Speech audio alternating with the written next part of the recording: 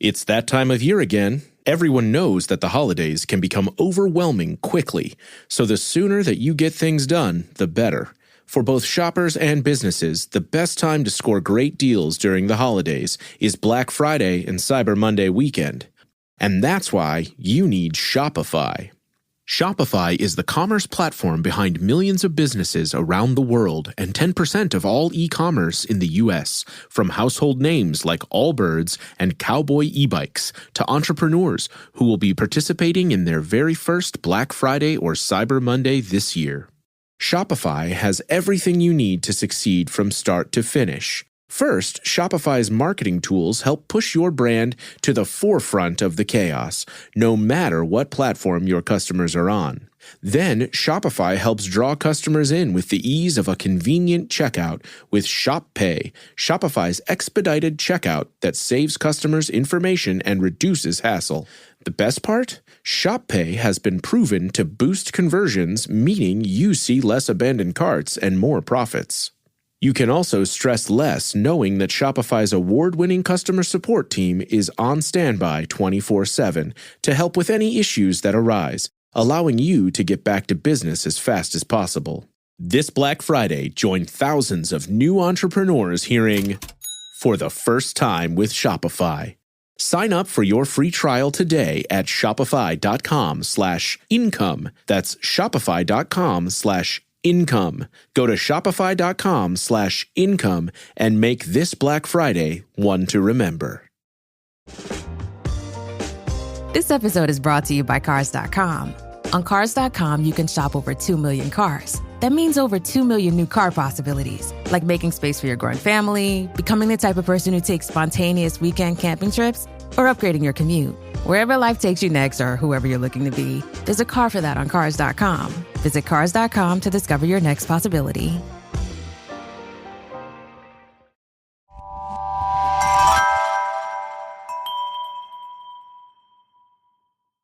Slow Burn Media, Evergreen Podcasts, and Killer Podcasts presents Who Killed, a podcast that provides a voice for the voiceless.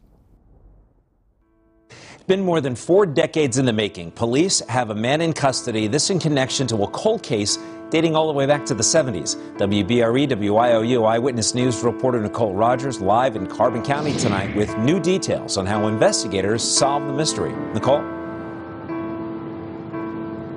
In December of 1976, a boy was walking in this riverbank across the river right behind me when he noticed an open suitcase containing a human head. Nearly 45 years later, police have identified the 2 bodies found that day and have a suspect in custody. A 14-year-old boy was walking under the I-80 bridges over the Lehigh River in 1976 when he found an open suitcase containing a human head. He was telling me about, that they went down to the river to play and they found these suitcases and they opened the suitcase up and, then they found the body. The discovery led police to 2 other suitcases containing the rest of her body and a 9-month-old fetus. After nearly 45 years, by using computer imaging and new technology, investigators finally put a name to the face. Police say she was Evelyn Colon of New Jersey. She was 15 years old at the time. Dolly Mon lives less than a mile from where the body parts were found. She says she remembers it like it was yesterday. A knock came at the door and it was a cop and wanted to know if I had seen anything, And it's ironic because my son and the young fella, Kenny Jumper, that found her, they were trapping. And they would take turns checking their traps. She says she couldn't imagine if it would have been her son's turn that day. I'm kind of glad in a way that my son wasn't one of them, by himself, because that must have been very traumatic. Mon says she lost hope in ever finding out whose body was left by her home, let alone ever tracking down a suspect. Now, police have Colon's boyfriend at the time, Luis Sierra, in custody for her murder. It's a small town, but like I said, it's just everybody couldn't believe. They felt bad for the girl and for the baby, And who could do that to someone like that. Evelyn Colon's body was found nearly 45 years ago. Not once was she reported missing. I'll get into how police say her boyfriend went about the cover-up in another live report coming up at 6. Live along the Carbon County border, Nicole Rogers, 2822 Eyewitness News. Hello and welcome to Who Killed? I am your host, Bill Huffman, and this is a Slow Burn Media podcast. When I first started this show, a wise man, Nick from the True Crime Garage podcast, whom most of you know if you're a regular listener, told me to do what I know best. So I thought long and hard about the case that I wanted to cover, and that is how I ended up on the Amy Mihaljevic case. There's been a lot of news about Amy recently, and that is a great thing. There have also been a number of decades-old cases in the news of late due to the rise of genealogical DNA and how it has revolutionized the tools investigators have in their bag. I've talked about this before, and I want to keep the focus this week on DNA and a case that seemed like it was destined to remain unsolved. This is a case that seems like it should have been solved, but due to the era the crime was committed, the 1970s, authorities couldn't identify the body. The case I am talking about this week is the grisly murder of Beth Doe, a.k.a. Evelyn Colon. On December 20th, 1976, police at Fern Ridge were trying to come to terms with the worst crime scene any of the officers had seen. They were trying to identify a dismembered body, which was found under the westbound bridge on Interstate 80 at Eastside Borough.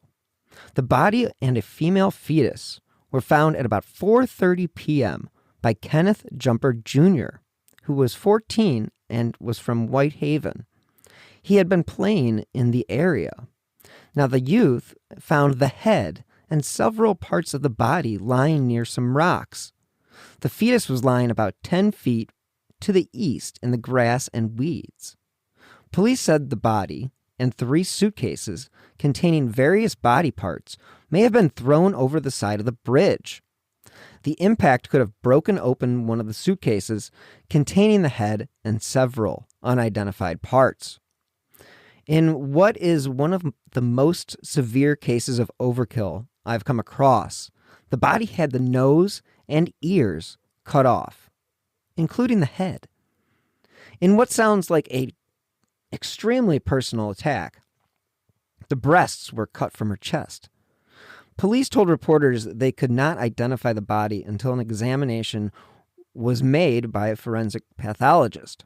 Coroner Robert Dibert would be involved in the investigation, and Jumper said his son had been running a trap line in the area of the discovery about 250 Jumper said his son had been running a trap line in the area of the discovery about 250 to 300 yards northwest of their home on Tannery Head. A suitcase containing the feet, heads, and arms, plus pieces of a chenille bedspread, were also found. The other suitcases and the fetus, again, were found under the bridge. The third case had the chest cavity and parts of the torso. One thing that stood out to investigators at the scene was that some of the parts had been wrapped in a newspaper, and they had concluded that it was the New York Sunday News, which was dated September 25th. And the paper had supposedly had ads for the Poconos.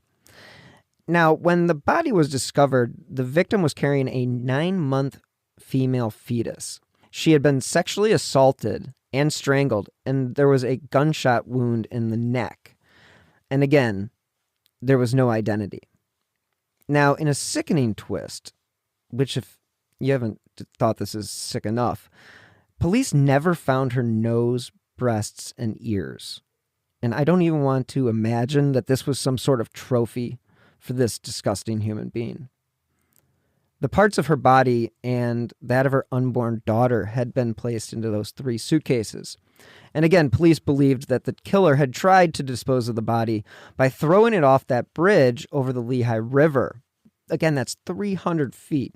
So police assumed the suitcases were thrown from a vehicle that was traveling west.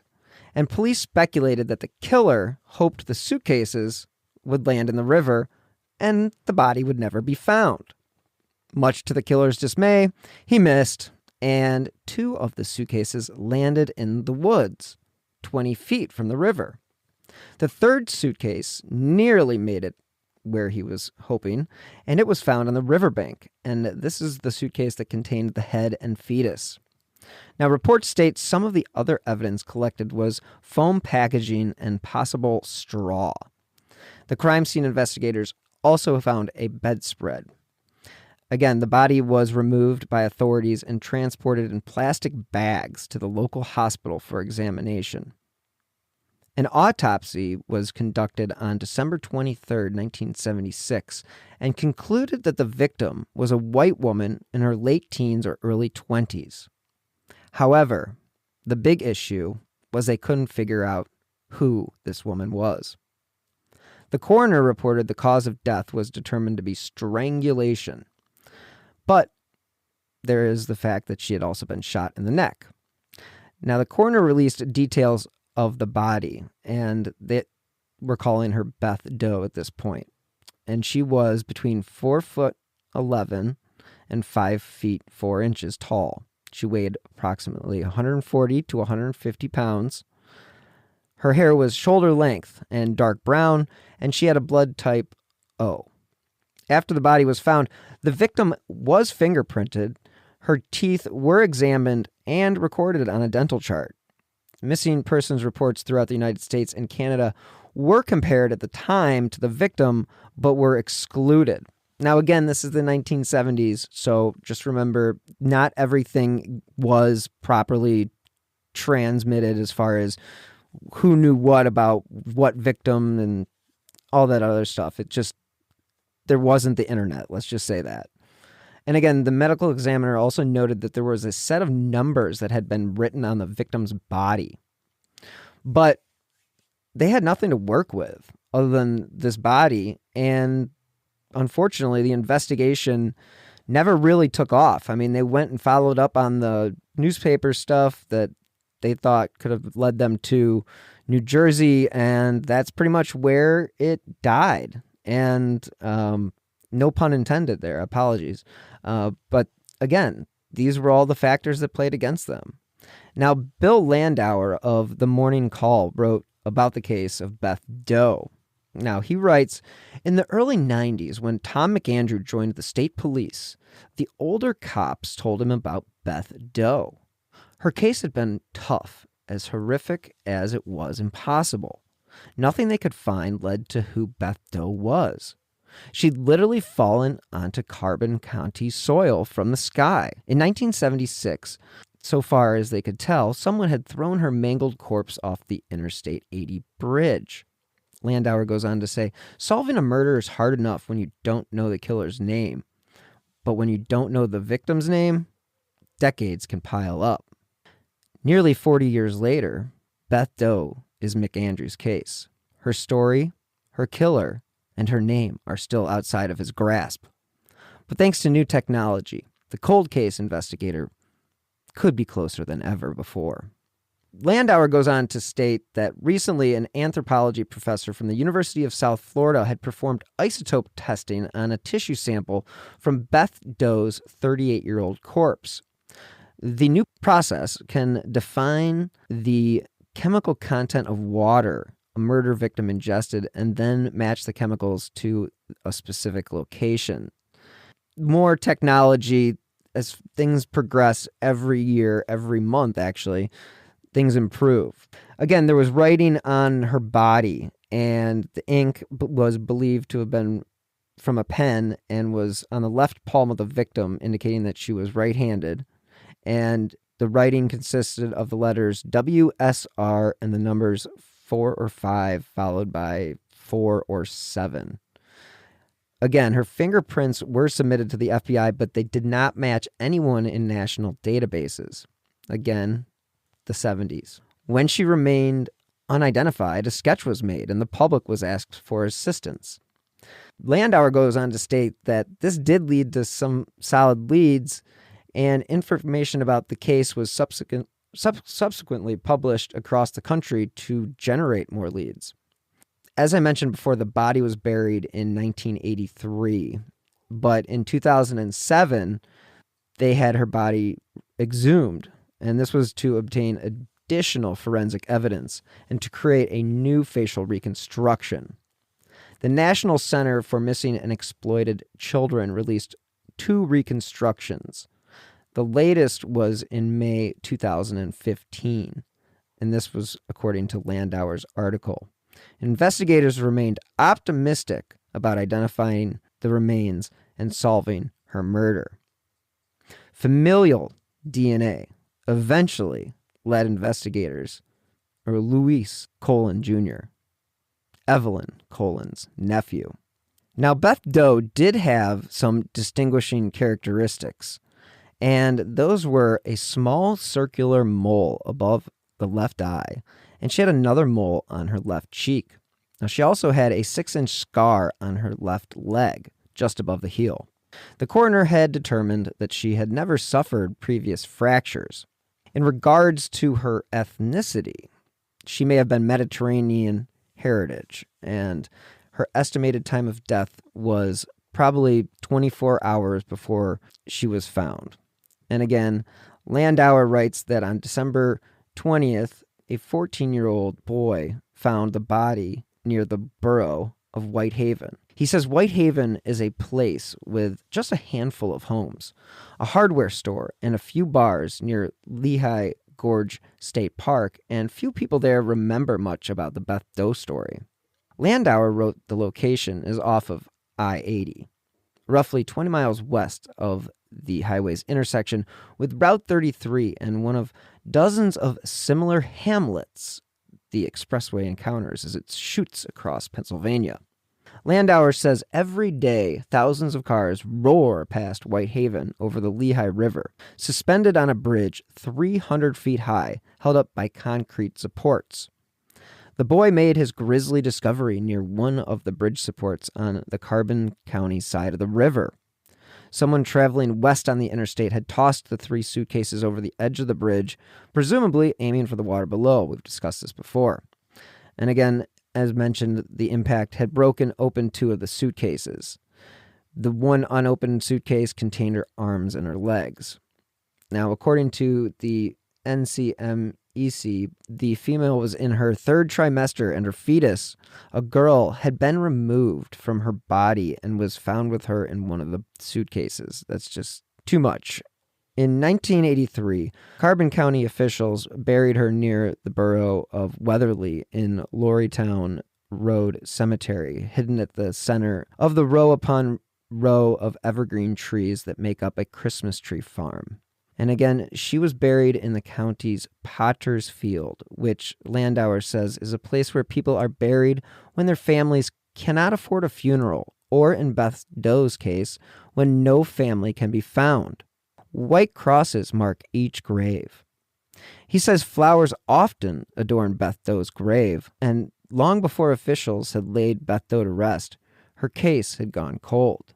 Landauer gets into the science, and he talks about McAndrew being a member of the State Police Criminal Investigation Assessment Unit, which is an arm of the agency that in part furthers the investigation of cold case homicides. The group includes investigators from barracks throughout the state. They get together once a month and compare notes. Cold cases are only part of his job, though, according to Landauer. He works other homicides and is an Amber Alert designee, for example. But he loves his cold case work. He likes bringing closure to families, especially families for whom closure no longer seems in the cards. Quote, "I became intrigued about her," McAndrew said. For one thing, there was so much evidence apart from DNA. In the 1970s, forensic science was still primitive. Even the most forward-thinking officers did little to preserve tissue samples 40 years ago. But police knew what 95% of Beth Doe's face looked like, and artists were able to draw her. With Beth Doe, there were dental records, fingerprints, samples of cloth, a newspaper, writing on her skin, and, of course, the suitcases. This was an interesting and encouraging fact from Landauer's story, and that is, in Pennsylvania, a, quote, found body case are assigned random numbers, and investigators are required to update them once a year. So when a new method or scientific advancement becomes available, officers check it and see if it can be applied to their cold case. Nearly 14 years ago, on October 30th, 2007, a group of state police officers dug up Beth Doe's coffin, and they did this using an excavator and then their hands to avoid breaking the box that she had been placed in. Inside the coffin, county employees had placed her remains in a green bag, forward thinking, to protect them from elements. In a sweet gesture, authorities had also placed Doe's unborn baby with her in the grave. Now, Landauer's deep dive into the case goes on to report the officers took the remains to a lab and removed samples. 2 days later, they returned them, marking the simple funeral and replacing the wooden box with a metal one. About 20 people attended. Local religious leaders said prayers over her. Landauer says investigators sent the tissue samples from Beth Doe's corpse to the University of North Texas Center for Human Identification in Fort Worth. There, forensic scientists developed a DNA profile and entered it into an international database. Families of missing people submit hair, nails, and other tissue samples to create their own DNA profiles and use the database to find matches. Landauer reported at the time no matches had been found for Beth Doe. McAndrew said that doesn't mean the exhumation was wasteful. Investigators were able to eliminate some possible missing person candidates. And as new science becomes available, and as states and federal funding materializes, investigators check their cold cases to see what techniques they can apply.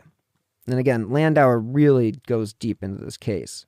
For the past decade or so, scientists have been applying some ideas to forensics. For example, the New York Times reported that the investigators in England applied the science to the remains of a small boy who was found near the Thames River in 2001. Using specialized equipment, investigators discovered a chemical that led them to believe the boy was from Nigeria. Eventually, authorities were able to determine the boy's identity. The practice, known as chemical, stable, and heavy isotope analysis, has been used for years by archaeologists and anthropologists. Its application in forensics is newer, though, and it has given McAndrew new hope. Now, a few months went by, and McAndrew sent some of the Beth Doe's. At one point, McAndrew sent some of Beth Doe's tooth enamel, bone, and hair samples taken when investigators exhumed the body in 2007 to the University of South Florida for analysis.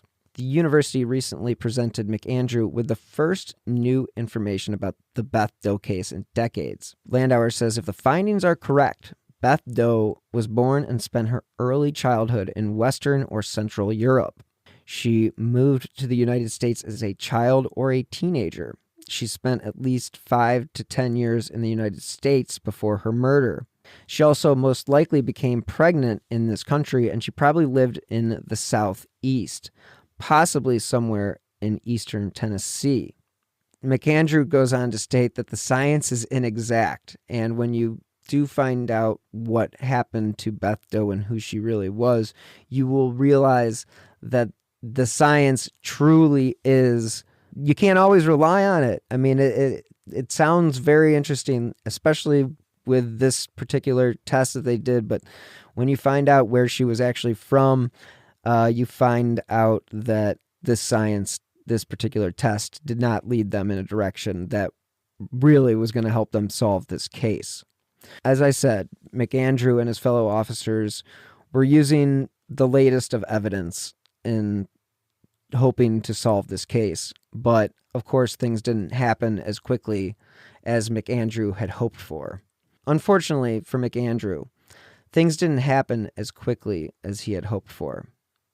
But then there was a huge break. A Queens father was finally arrested for the grisly 1976 strangling and dismemberment of his pregnant teenage girlfriend. Finally, police had their suspect, Luis Sierra, 63 of Ozone Park. According to court papers, Sierra was taken into custody by Pennsylvania state troopers in April 2021, putting an end to the probe into the teen's shocking death. Apparently, the big break came through a DNA match last year using the femur of the long unidentified victim, Evelyn Colon, 15 of Jersey City, to locate her relatives and eventually Sierra, said the court papers. As the murder investigation stretched into the new millennium, Sierra went on with his life as if nothing had happened. He fled Jersey City and eventually landed in Queens. He is now the married father of 2, but he is also arrested for the murder of Evelyn Colon.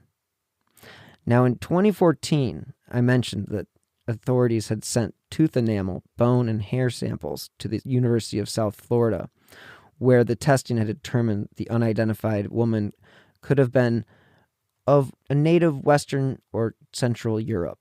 Again, the case went unsolved until a DNA match was found between the victim's bone and Evelyn's nephew on her father's side, and family members soon steered investigators toward the ex-boyfriend.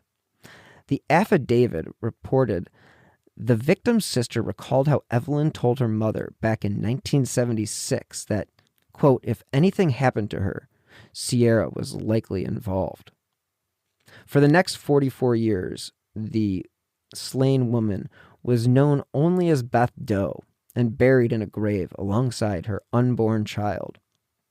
Now, cold case investigators turned to the DNA again last year, and they sent a portion of the slain woman's femur to a Texas company for further testing.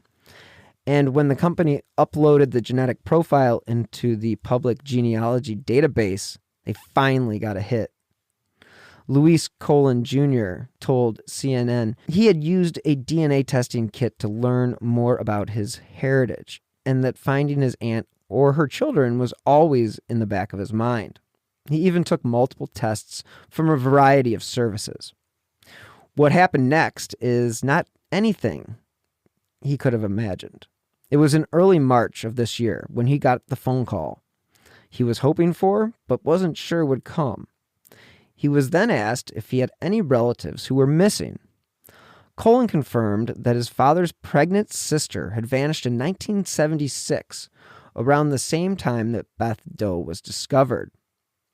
I get notified that, hey, your DNA was matched to a victim of a homicide, Luis Colon Jr. told CNN. So we got in touch and they asked me, do you know anyone missing in your family? And I immediately, once they reached out to me, I knew it was her. Now, when they first talked with Sierra, he initially denied knowing Colon, but eventually claimed that she had moved out of their apartment following an argument. And the Lehigh Valley Live reported that Colon's father, Luis Colon Sr., told cold case detectives that his 15-year-old sister had disappeared after allegedly moving away with her boyfriend, Sierra. He also provided a description of his sister, which matched Beth Doe down to the mole on her cheek and the scar on her leg. Evan and Luis Colon's sister, Migdalia Colon, told state police investigators that Evelyn had moved into an apartment with Sierra in Jersey City in 1976. In mid-December, she had asked the siblings' mother for soup because she wasn't feeling well. When family members brought her soup to the apartment was empty and neighbors said the couple had moved. Now, Colon told police that Sierra had been controlling and abusive and that Evelyn once told their mother that if anything happened to her, as I said before, he was most likely responsible. Now, again, Sierra has been arraigned in a Queens criminal court, and you may be asking why there wasn't a missing persons report made with police, and that's a fair question. But the truth is sad because the family actually believed Evelyn was safe. And this was because Sierra had written in January 1977 and said that Evelyn, who could not write well, had given birth to a healthy baby boy named Luis Sierra Jr. In hindsight, there were some red flags, like when Sierra told them if Evelyn needed anything, she would let her family know. Sierra's arrest has not come without some heartache for the people who knew him as just a guy who lived on their street. Heck, the Daily News reported his neighbors were stunned by his arrest. One neighbor said he had known Sierra for 22 years and described him as a nice guy with a family. "He's such a sweet guy. He's like a brother to me," this neighbor said. His wife would cook Spanish food and bring it over, and my wife would cook Indian food, and we'd have dinner together. Atiq Ahmed said he was sorry for Sierra's troubles. Quote, "He's a very nice guy. Maybe in the past he was bad, but I don't see that in him." According to a probable cause affidavit, Sierra shared a Jersey City apartment with his pregnant girlfriend in the months before her slaying. Again, as I mentioned, this is when she had moved out. And according to the victim's sister, that's when it was just, it was the different time and different era. So anyway, Sierra was just 19 at the time when he disappeared from the neighborhood. Now, pages from the Sunday Daily News were dated from September 26, 1976, and those were the papers that were found wrapped around the body parts in the suitcases. Pages from the Sunday Daily News dated September 26, 1976, were found in the suitcases with local ads from the paper steering investigators to New Jersey before eventually leading nowhere. Colon Jr. and Colin Veltman, who are brother and sister, told CNN that the family never believed anything nefarious had happened to their aunt. They said the belief was that she had a family of her own and was taking care of them through the years. Now, the long, cold case only took off once authorities finally put a name to the woman's body. State police said in a news release, quote, "Numerous interviews and investigational processes were conducted following the identification, which led to the development of a suspect. Quote, we finally, potentially got the answer," Colin Jr. said. Quote, "It gives me peace to know, at least now I know, and we know that she didn't purposely leave us. It's nothing that we did, and that really, really makes me feel good to know." According to the Morning Call, Luis Sierra's defense attorney attacked the lack of forensic evidence linking him to Evelyn Colon's 1976 killing. And Judge Joseph D. Homanco denied a defense request to dismiss the charges. And again, this sets the stage for a legal battle in the 44-year-long mystery. Sierra was charged with one count of homicide in the killing of Colon, who was known only as Beth Doe before Sierra's arrest in April. Sierra's attorney, R. Emmett Madden, argued that there was insufficient evidence to send the case to county court, noting that Sierra did not confess during a 6-hour interview with state police last month. Madden questioned Trooper Brian Knoll on why investigators never looked at notorious New Jersey serial killer Richard Cottingham, who was dubbed the Torso Killer, after admitting to killing and dismembering 100 women between 1967 and 1980. I believe that guy needs a story of his own. Luis Sierra is currently locked up in the Carbon County Prison, and there is no date on when Sierra will be back in court. The Colon family will have to wait just a little longer for justice. And anyone who is familiar with this show knows every case that I cover matters, but the number one case I want to see solved is that of Amy Mihaljevic. I gave a breakdown of her case last week for the people who aren't familiar with her tragic story. The reason I am focusing this month on decades-old cold cases is due to the fact that Amy's case is about to be 32 years old, and there has never been a suspect named. It is a crime that nags at me all the time, but especially this time of year. I had someone on Twitter ask me why I chose her case to begin with, and the answer was simple. It changed my childhood. Teachers and parents began restricting some of our actions, and we were certainly retrained on stranger danger, and it almost felt as if we lost the trust of adults to make decisions on our own. And it's not to say that they didn't have the best intentions, but it certainly felt like we were set back as far as the freedom we were slowly earning. As a 10-year-old in the late 80s, it was not uncommon to go to the mall with your buddies without adult supervision. Now, I'm not a parent, so I can't say what freedoms the kids have these days, but one thing I know is they have cell phones. It is not unusual to see a kid walking home from school and texting on their phone.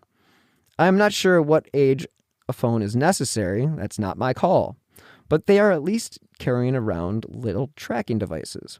All a parent has to do is turn on the Find My Friends feature, and it will tell you exactly where your child, or at least their phone, is. With the invention of the Amber Alert, we all receive notifications on our phones, and this has certainly improved the way authorities communicate with the public. Chief Mark Spetzel told me that if Amy's case happened in this day and age, it would have been solved rather quickly. He explained the digital footprints we leave, the myriad of CCTV cameras, and overall general awareness of what doesn't look right. If there is one thing true crime shows do, other than bring attention to older cases, is keep the people who listen or watch on their toes. Regardless of what you say about the genre, it has brought on a tremendous amount of awareness. If it looks wrong, someone may pull out their phone and take a picture or write down a license plate. The capability to take a video with the computer in your pocket, aka your phone, has enabled the community to do their part in catching a criminal. I am only suggesting that you take out your phone if it doesn't put you in danger, and I would hope you would first call 911 before taking a video.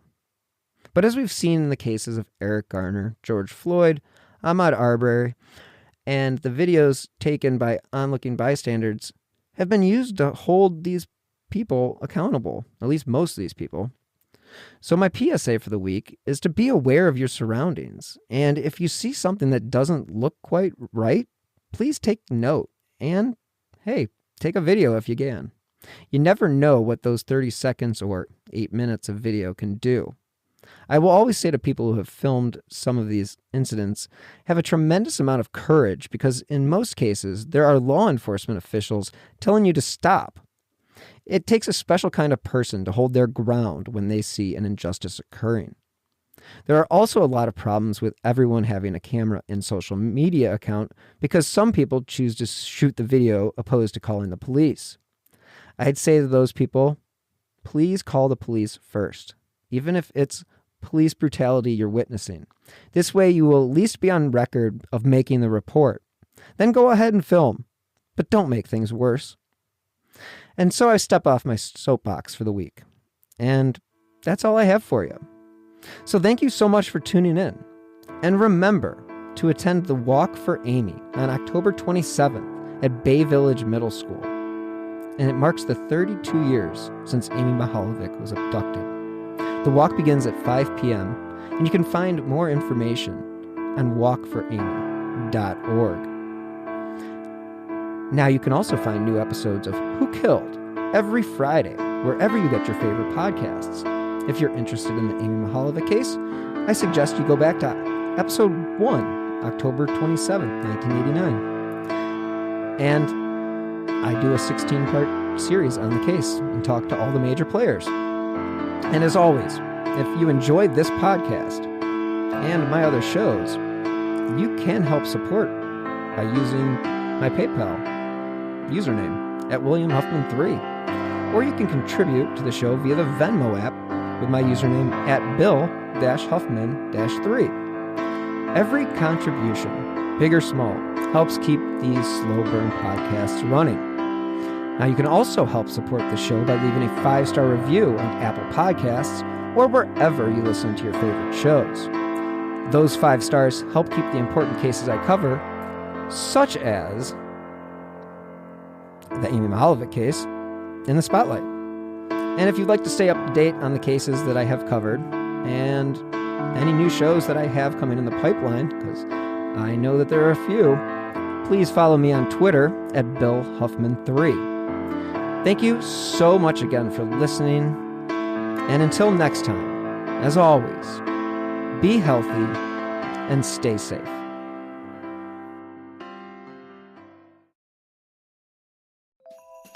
The sounds of an Etsy holiday. Now that's special. Want to hear it again? Get original and affordable gifts from small shops on Etsy. For gifts that say, I get you. Shop Etsy. Tap the banner to shop now. Ever wonder whether Stoicism is actually as terrible as all those red-pilled bros on TikTok make it seem?